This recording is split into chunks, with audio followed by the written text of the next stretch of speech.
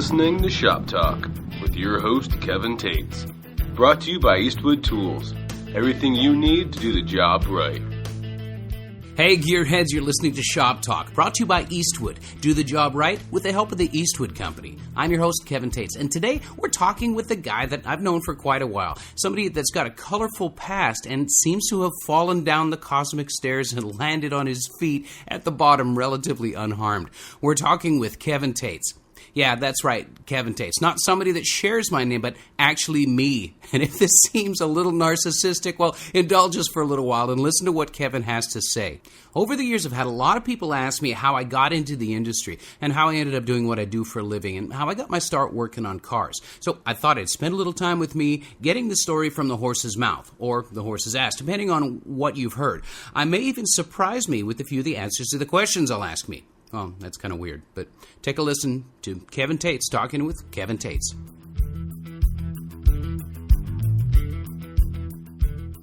Hey Gearheads, I'm Kevin Tetz, and you're listening to Shop Talk, brought to you by Eastwood. Well, we thought we'd do something a little goofy and maybe just a little silly, just a tad narcissistic with this show. I get quite a few people when I'm out and about at car shows or trade shows or heck even at Home Depot asking me questions about a variety of the things that I'm involved in, primarily the TV shows. So I thought it would be fun to interview myself and get the skinny on a bunch of stuff. So we've got me on the phone right now. Hey Kevin, thanks for joining us. What's going on, man? Hey, how you doing? Well, we're working at the shop, finishing tiny details on Jaded. I've started a brand new project and wrapping up a new DVD, which I'm very, very excited about. Well, that's kind of cool. Sounds like you're busy, and I want to talk more about some specific things that you mentioned later on. But for now, let's get into the crux of it. How did you get started becoming a gearhead? How'd you get the bug, and what inspired you, and why do you love cars? Well, I kind of grew up around it. You know, my dad is a paint and body guy, and he used to bring stuff home all the time and work in his garage, and just trying to hand him wrenches and pretend that I knew what was going on as a little kid. You just sort of develop an osmosis learning curve. And, you know, it's a way to connect with your old man, and my brother and I both did, and just kind of learned a lot just by watching. And then, you know, as we got to the age where we wanted our own car, and, you know, we weren't, you know, privileged kids by any stretch of the imagination. If we wanted something, we had to go out and work for it and earn it and buy it ourselves. So when we wanted our own cars, me and my brother Blaine, we had to buy a piece of crap and build it to where it would run.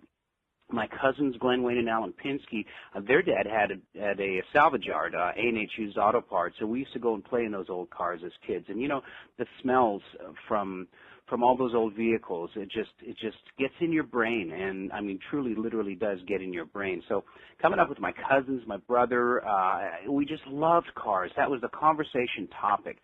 So I grew up around it, and you know, I blame my family. It's genetic, I guess. Well, I guess the same can be said for a lot of us. If it's in your genes, it's just in your genes. But you deviated from the car thing for a little while, just out of high school. Tell us about the rock and roll thing. Why did you go straight into tech school or start working as a technician? What caused the sickness that allowed you to follow your fantasy of being a rock star for 10 years on the road? Well, you know, my dad was a body man, but my dad was also a singer, and I used to listen to his band practice in the basement of our house up in British Columbia in Canada. And you know, the band practices, the old country songs, and you know, the Eagles, and it just sort of, you know, we all want to be our dad to a point. You know, we all want to emulate because that's, you know, it's your old man. So I started practicing with bands in high school, and it was kind of a way for me to fit in and find a place, because it was kind of weird in school. But once I started playing in bands, it was just sort of, I felt at home, and that kind of grew into playing gigs. You know, I played my first bar gig when I was 14 years old and actually got paid for it. So that was kind of a fun thing. So that was empowering, and I could spend that money on guitars. I was a bass guitar player at the time, or I could spend it on my piece of crap car that I was trying to build, and you know, so the rock and roll thing was sort of a natural progression for me, and it grew to the point to where when I graduated high school, well, I didn't really want to go and get a job, and I didn't, college was not in the cards for me because I didn't get a scholarship. I didn't pay enough attention in school to understand that it was important for me to get good grades and get a scholarship. So the road came up as an option, and found some great guys and just jumped on the road and we got good at it. We got really good at it. We played the Western Canadian club circuit and worked our way across Canada. And you do something long enough and you try hard enough at it. You're gonna get good. And I was with great people, very talented people. Had some shady booking agents, but it was a learning curve, and it was the '80s, and there was lots of great music to emulate, and we tried. We weren't very good, but we tried to be songwriters and write our own songs, and it just progressed to the point to where it took me outside of Canada and had some opportunities here in the United States, and trying to follow the dream, just trying to chase the dream. Well, it sounds like you took it pretty seriously, and you certainly put in your time. What made you quit? What made you go back to work in shops? What made me go back to work? Well, truthfully, one word: nirvana. The truth is, music is a cycle. It is a cycle of what is popular, and it's constantly moving and constantly changing. And the melodic hard rock that I grew up loving, the Led Zeppelin and Uriah Heep, Deep Purple, those types of bands, that's the music that I wanted to write and that I wanted to play. And I was a front man of the band at the time, and Ian Gillan, great lead singer, Robert Plant, the Def Leppard groups, and the bands like that. That's what I wanted to do. And then here comes Nirvana, changes the game for everybody. It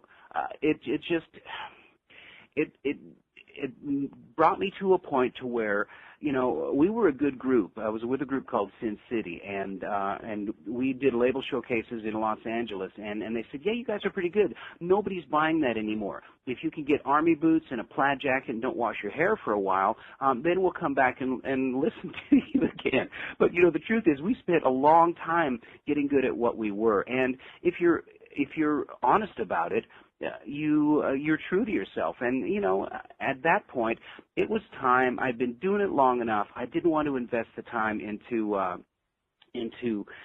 going all the way through becoming something that I really wasn't. So I just hung it up. And on top of that, I'd been, a screaming rock and roll singer for a long time. And the truth is, I wasn't as careful as I should have been with my voice. And I had a couple of real bad blowouts. I basically ruined my voice and ruined it, not from singing hard or high notes or anything like that, but from not taking care of myself and taking care of myself physically. So that was working against me at the time, too. So it was just time to hang it up and, as they say, get the real job. And at that point I was married. I'm still married to the same girl. She was awesome and wanted me to succeed in whatever it was I was passionate about.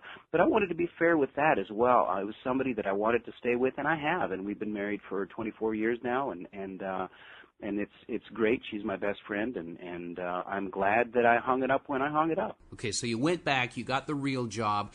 How did Ucation start? You've been running that company since 1999. What made you decide to start producing instructional videos? Ucation came out of a discussion that I had actually with my wife. She has a children's dance school and pays somebody to videotape her dance recitals. And we started talking about maybe her doing some instructional videos, because she's got different specialties with kids, primarily little ones, itty bitties, and she's really good working with small children. And we thought, well, let's get Mike that produces the videos for the recitals. Let's get him to work with you, and let's do some instructional videos. And she said, well, yeah, okay, well, let's also do one on how to paint a car. And we'll do yours first and see how it goes, and then we'll maybe talk about the dance videos. And the rest is history, and that's the God's honest truth. It was her idea. She argues with me today about it. But I made a deal with Mike, who Mike Morlock, who needed a paint job on his car, and I said, listen, man, you've documented it. You do a video with me. You get a free paint job out of it, and we bartered it. That's the truth. I couldn't afford to pay for the production, farming it out to somebody that I didn't know. Mike got a free paint job, and I got my my paint Ucation video. It was called Paint Your Own Car, and it kicked everything off, and it really just sort of started to snowball, and it was the nucleus to what I'm doing now, and it's been an interesting ride ever since, for sure. Now, you've said before that one of the things that you love to do is write for magazines, write tech stories and tech articles. How'd you get started doing that? Well, the magazines were means to an end. I couldn't afford to advertise, and I needed to advertise. So I remember walking up to one of the editors and owners of a publication called Southern Rodder, and they were very nice folks. And I said, listen, I can't buy ad space in your magazine, but I can provide you free text stories in exchange for you maybe plug in my videos, their how-to videos, and this. So we had a great conversation. They trusted me with doing decent tech articles, and I kind of learned how to do it. I sort of bluffed my way into it, and just started doing that as a way to get some advertisement, not free advertisement, because the tech stories that I turned in it's tough to write text. You got to take the pictures and you got to write the captions, and you got to give good information. So I worked really hard at it, and those guys were great for me. And from there, I ended up making friends with some of the editors of some of the, at the time, Peterson Publication Books, who is now Source Interlink. And a couple of those guys saw how passionate that I was about it and how important it was for me to do this, as well as be able to plug my company on a budget. And so I had some mentors that kicked in, Wayne Cook and Miles Cook. They took me under their wing and really gave me great advice. And Jeff Ford, Donald Farr. Donald Farr has been the editor for Mustang Monthly for 30-plus years. Jeff Ford was Mustang Monthly, Modified Mustangs and Fords. I'm a Ford nut anyway, so I gravitated towards those books. And those guys, they didn't completely spoon-feed me, but they showed me the ropes. They talked about digital cameras and gave me advice on what cameras to buy. And honestly, prompted me and prodded me to have faith in myself, and to have enough faith in myself to just do it. And in the process of doing it, you get better at it. And I owe a lot to those cats. I really do. And if they're listening, thanks, guys. It's been something that I'll never forget, and I just appreciate it. So here's a devil's advocate question. It seems like with writing, you're a lot like some of the other things that you're involved in. You're self-taught. So what makes you think you're qualified to call yourself an automotive journalist? Qualified. Well, qualified is when you don't get fired. So, I guess I did a good enough job to where I could at some point command a freelance rate for the stories. And, you work hard enough at something and you want to do something bad enough. Well, you immerse yourself in it, and it's kind of a study in imitation at start. And then you listen and you read other people's stuff and you see what you like and you see what you don't like, and eventually you gather a rhythm out about it, and you get a flow and you figure out how to do it.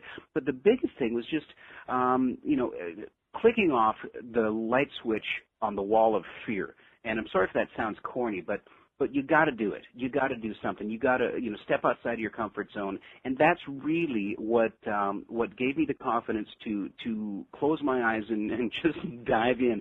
And eventually, I got good, and eventually I became qualified. And I'm proud to say that I've written it for many publications now, and I am an automotive journalist. And it's a great vocation. It's a great way to keep in touch with the industry, and also impart some of the skills that I've learned along the way to, somebody that's going to write a tech article. I know how important it was for me to read tech stories, and still is, on some of the projects that I'm building. You learn. So I took it seriously, and I still do, and it's a fun way to express oneself. And if you guys listening, if you get in tight with some of these editors, you can make a buck doing it too. Okay, so this whole time you're starting Paint Ucation, you're developing distributors, you're writing for magazines. What else are you doing? Is that all you're doing? Did you just break away from shops, or did you double time it? Ucation was going great. Eastwood really stepped up. They became a huge advertiser, distributor. And there was some other distributors involved as well. And the video sales were going good. And I was working at the time that I left the collision repair industry, I was working at a place called Heritage Automotive. It was a GM dealership in Middle Tennessee. And I was working, I would fill orders in the morning, and I would be on the message boards and answer tech calls and subtly plug my videos, but honestly try and help people, and developed a reputation as being somebody that had good information that could pass it on and analogize to the point where the posts that I had on several of these message boards were helpful. So I'm doing that. In the mornings I'm filling orders, and at night I get home from work, feed the dogs, and start filling orders. And on weekends I'm either working on a new video and working on something and filling orders and doing tech calls and tech support and trying to write some articles for magazines. And along the way I became friends with Stacy David, who needed some paint work done on some of his project vehicles for the truck show back when he was still hosting it. So he and I worked out a deal to where we did a trade out, and he would help me with some advertisement on the shows, and I helped him with some paint jobs. And it was a beautiful relationship in the sense that he got great paint work and I got great advertisement. And boy, when those shows would come on, and he said, hey, check out Kevin's videos, you can get them from Eastwood. It lit the phones up for weeks and weeks, and it taught me the power of television in the first place, but it also showed me that I had something. I touched on something with fundamental skills, and it was something that I needed to pursue. So finally, I literally came to the point where I'm in the spray booth with a paint gun in one hand and my cell phone in the other, answering a tech call or reordering videos, and something had to give. I was driving my wife crazy. I was never home. I was tired, and I had to break away from the shop. So it was a leap of faith, and I thank God that I did it, and stepped away from the comfort zone of working at a good shop. It was a busy shop, for the hope that I could do something else with Ucation and bring it to the next level. And that's the truth. Which brings us to a different chapter, the television part. How did that whole TV thing start? How did you get started, and how long have you been doing your own TV series? Well, the TV thing, about the time that right after the Stacy had helped me with some advertisement on the air with the truck show, I was talking with a man that was a former Eastwood tool buyer, John Sloan, and we became good friends. And John was a great guy, and John knew a woman named Melissa Cross, who was a producer of TV shows on the DIY network, and he'd heard through a friend of a friend that they were casting for a new show. And I queued up, and I got Melissa's number and started talking to her, and I expressed to her how badly I wanted to host a TV show, and I really wanted to do that because I watched people doing that. I thought it was a really interesting way to make a living and a great way to again kind of broadcast some skills that I'd picked up. So I got to know Melissa Cross, who got me on as a walk-on guest on the Classic Car Restoration series, and when they were casting for a host to replace their other host who couldn't make a season, I was in the running for that, and so I was a guest on that show, and it was a nice place to be considered for that, but I didn't get the gig, so I was horribly disappointed that I didn't get the gig on Classic Car Restoration. Steve Bignante got that, and he hosted that show for 3 seasons, but I was a guest on the show. But DIY was casting for another automotive show called Classic Rides, and they liked my on-camera stuff. I didn't trip over my tongue, I guess, and I was able to spit out halfway decent information. So they gave me the opportunity to audition for the job on TV, and I got the gig, and it was great. We did 3 seasons on Classic Rides, and that's how it all started. I camped out on their doorstep and wouldn't go away until they paid attention to me. Okay, so here's the elephant in the room. A quick internet search will reveal pictures of you that looked much different than you do today. It's a little bit different haircut. You were rocking the mullet. So fess up. What's going on with the mullet? Oh, the mullet. Okay. Well, let me start off by saying you can't be an '80s rock singer without long hair. And I had long hair since I was 4 years old, and I always had long hair, and I just did. And you know, the way I wore it, I pulled it back into a ponytail and all that kind of stuff. So people used to bug me about having a mullet. So I guess I had a mullet. Whatever. I mean, a little internet search, and you can find. You can find images of me if you search Kevin Tetz on the internet. You're going to see some shots from the '80s and the long hair. But the funny thing is, when getting back to Melissa Cross, I had long hair, and it was it was kind of curly and all that kind of stuff, and down to my shoulders. And she called me one day. She said, "Kevin, great news. We've got a screen test for you to audition for Classic Rides." So I said, fantastic, I'll be in Knoxville at the certain date and a certain time. And so I showed up, and Melissa said, okay, well, your screen test is at 3 o'clock, and we've got you an appointment at the hairdressers at 1 o'clock because they don't want to see you with long hair. And I said, well, I don't want to cut my hair. She said, okay, well, you can go home. So it was put before me to where I could go home and keep my long hair, or I could go to this hairdresser's appointment and get all my hair cut off with the hopes that I would pass this screen test along with whoever knows how many other people were doing that. So, I called Judy and I said, hey, what do you think? And she said, well, how bad do you want it? And I said, good answer. And so I stayed. I got the haircut. I did the screen test. And by the way, I did it with a cast up to my arm because I had crushed my thumb on my right hand. And part of the screen test was I had to kickstart a 65 Harley Electroglide that barely wanted to run, and so grinning through the pain, shooting up my arm, I finally got this stupid thing started, and I don't know, for whatever reason I got the gig. All the hair's gone, but nothing ventured, nothing gained, and it's honestly now my hair doesn't get caught in the creeper wheels anymore. So, as the cool kids say, it's all good. So tell us more about Ucation. You've got a new video in production. Is that what you said earlier? Well, Ucation is, we've got 5 DVDs in the title in the library right now. There's one that's called Extreme Detailing that I've dropped because nobody's interested in it, and I'm not going to keep reproducing it if nobody wants to buy it. And the truth is, I update them about every 5 years because technology changes so often. Basic fundamentals don't change, but technology changes, and types of paint change. For instance, Paint Your Own Car has evolved into Paint Your Own Car. With a spin on waterborne, and we show solvent and water. But what I've got in the works now is a fiberglass repair video. In my tenure with the TV shows, I've been exposed to a lot of great craftsmen in all sorts of mediums: aluminum, steel, tubing, and fiberglass. And I got to know some of the guys at Downs Manufacturing up in Michigan, and boy, I learned a lot with just being at their facility for a couple of days and working on stuff. So I knew there was things that, boy, it was great fun for me to learn, and I thought it would be a great video to pass on. There's rules of fiberglass, but it's also a very forgiving medium. And if you combine that with steel and with bonding adhesives, man, you can create just about anything. So the fiberglass repair video is coming up soon. It's in final edits, and I hope to have that on the market within a couple of months, certainly this spring. So I'm very excited about that. Well, we're definitely looking forward to seeing that thing finally come out.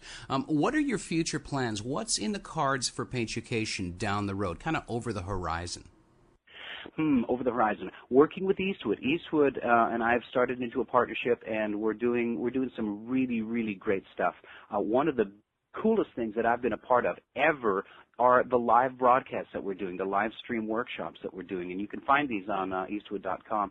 And it's a way to take advantage of this incredible media that we've all got at our disposals. It's fun to geek out on YouTube and watch people fall off their bicycles and stuff like that, but there's all kinds of great information. And I've always said that the internet can either be the most evil place in the world where you can see horrible things, or it can be a learning tool like has never been in the history of the world.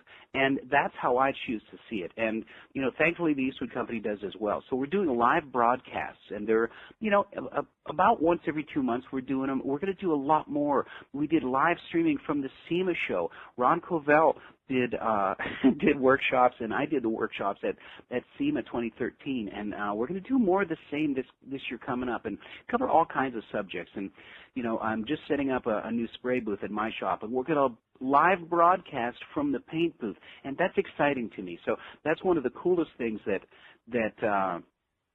I'm a part of, and hopefully that you guys will enjoy, the people listening will enjoy, and we'll just build off of it, and who knows what it can become.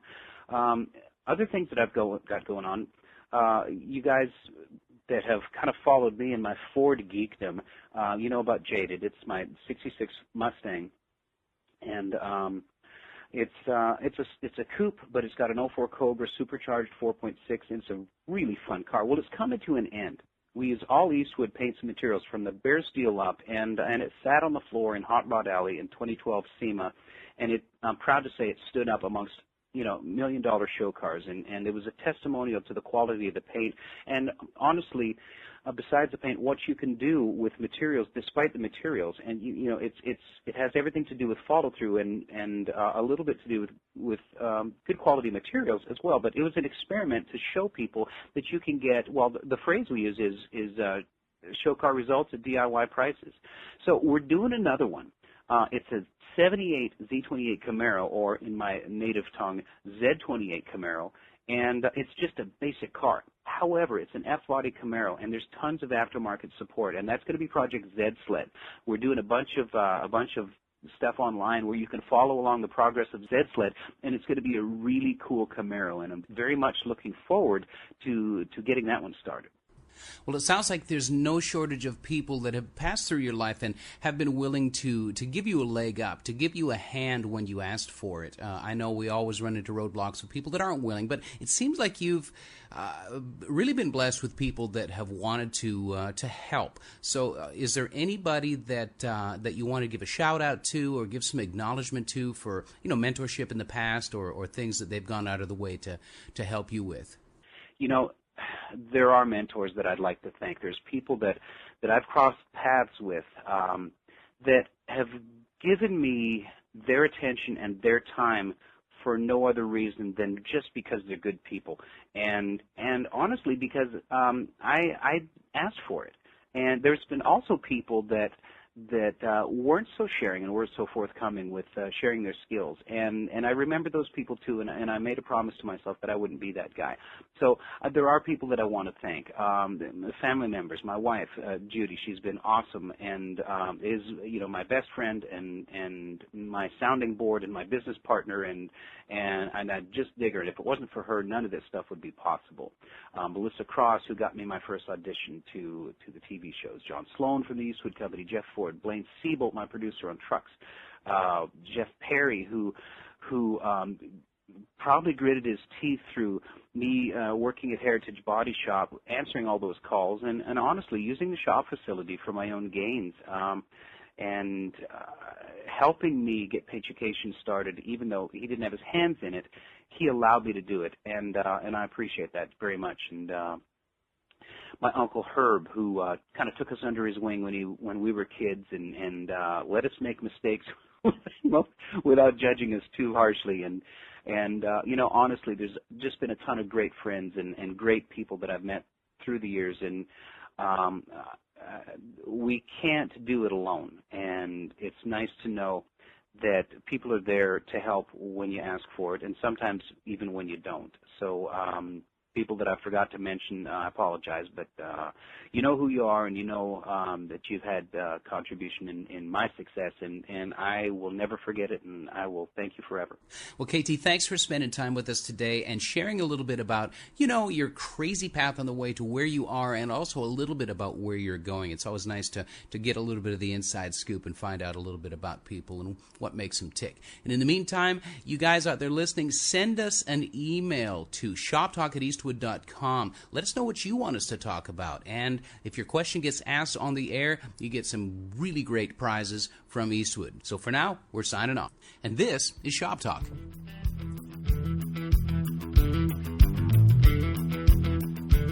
Well, I have to say, that was a lot of fun, and I hope we've shared a little insight into what makes Kevin Tetz tick. Truthfully, I love what I do, and I love my job, but it's not just blind luck that gets goals reached and milestones passed for anybody. It's plain old-fashioned work, and we all really kind of know that that's the big secret, don't we? So for now, I'm your host, Kevin Tetz, and thanks for listening to Shop Talk. And don't forget to drop us a line at shoptalk@eastwood.com. Let us know what you want us to talk about. So we'll see you down the road. And remember, do the job right with Eastwood. Check out everything at the Eastwood.com website. Eastwood has what it takes to do the job right. And you know me, I like to do the job right. Thanks for listening to Shop Talk. I'm Kevin Tetz.